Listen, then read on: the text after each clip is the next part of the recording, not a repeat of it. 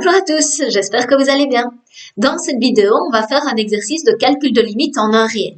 En effet, on a une fonction f qui nous est donnée ici, donc f de x est égal à x carré moins 1 divisé par la racine carrée de x moins 1, et on nous demande de calculer la limite lorsque x tend vers 1 de cette fonction f. Vous le savez logiquement, première chose à faire lorsqu'on calcule une limite, c'est de déterminer le domaine de définition. Donc pour ça, on passe par les conditions d'existence. Ici, il y en a deux. La première liée au dénominateur, donc il faut que le dénominateur soit différent de 0. Et la deuxième liée au fait qu'il y a une racine carrée, il faut que le radicand, ce qu'il y a sous la racine carrée, soit plus grand ou égal à 0. J'ai bien conscience qu'on pourrait rassembler ces deux conditions d'existence en une. Je choisis de ne pas le faire parce que j'ai peur à certains moments plus tard, lorsqu'il y aura quelque chose à côté de la racine qui est défaut dans le domaine de définition. Ici, il n'y a pas de problème, les deux conditions d'existence se rassemblent. Quoi qu'il en soit, que vous ayez rassemblé ou non vos conditions d'existence, vous allez trouver le domaine de définition de la fonction f qui est de 1 non compris jusque plus l'infini. Et je me rends compte qu'on me demande de calculer la limite lorsque x tend vers 1 de la fonction f et que 1 est une borne exclue du domaine de définition de la fonction f. C'est le cas le plus intéressant parce que c'est là qu'on pourrait avoir une asymptote verticale ou un point blanc et donc c'est ça qui est intéressant à déterminer.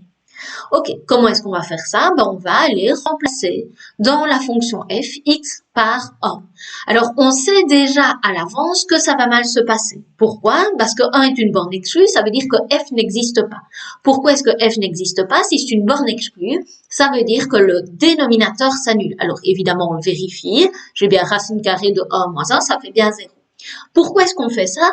Parce que ce qui nous intéresse, c'est ce qui se passe au numérateur. Parce qu'en fonction de si le numérateur s'annule ou pas, la démarche à suivre ne sera pas la même. Et donc ici, il faut se poser cette question-là. Ici, au numérateur, on se rend compte qu'on a 1 moins 1, on a 0 aussi. Et donc, je sais que l'objectif des minutes à venir, ça va être de simplifier ma fonction. Donc, pour ça, on sait qu'une des méthodes, c'est de factoriser. Donc, je me rends compte au numérateur que j'ai une différence de 2 carrés. Donc, je factorise mon numérateur. Au dénominateur, on a une racine carrée avec du premier degré dedans. Jusque-là, on voit pas très bien comment faire. Et là, c'est un problème parce que on a factorisé au numérateur, mais ça ne nous permet pas de simplifier. Qu'est-ce qui nous empêche de simplifier? La racine carrée. Donc, si la racine carrée n'était pas là, on pourrait simplifier les x moins 1. Ah. Donc, comment est-ce qu'on va faire ça? On va multiplier au numérateur et au dénominateur par x moins 1. Comme ça, au dénominateur, la racine carrée disparaîtra et on pourra simplifier, qui est notre but. Donc ici, si on fait cela, qu'est-ce qu'on obtient? Au numérateur, on a toujours notre x carré moins 1 qui a été factorisé. Donc, on a x moins 1 fois x plus 1. Et on a multiplié par la racine carrée de x moins 1, qu'il ne faut pas oublier. Et au dénominateur, qu'est-ce qu'on obtient? Au dénominateur, on obtient x moins 1. Et donc, on atteint notre objectif qui est, on va pouvoir simplifier par x moins 1, ce qui va nous permettre de lever l'indétermination qui nous donnait le 0 sur 0, c'est un cas d'indétermination. Donc, le fait de simplifier par x moins 1 laisse cette indétermination si on a bien factorisé au maximum. Ici, qu'est-ce qu'on va faire? On va maintenant remplacer x par 1 pour voir ce qui se passe.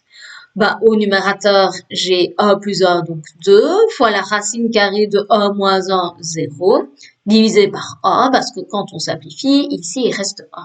Et donc, on se rend compte que notre limite, elle vaut 0. Ça veut dire quoi? Ça veut dire que notre fonction f n'existe pas en 1, mais que si on prend des valeurs proches de 1, les valeurs de la fonction sont proches de 0. Donc, cela nous indique qu'il y a un point blanc en 1, 0.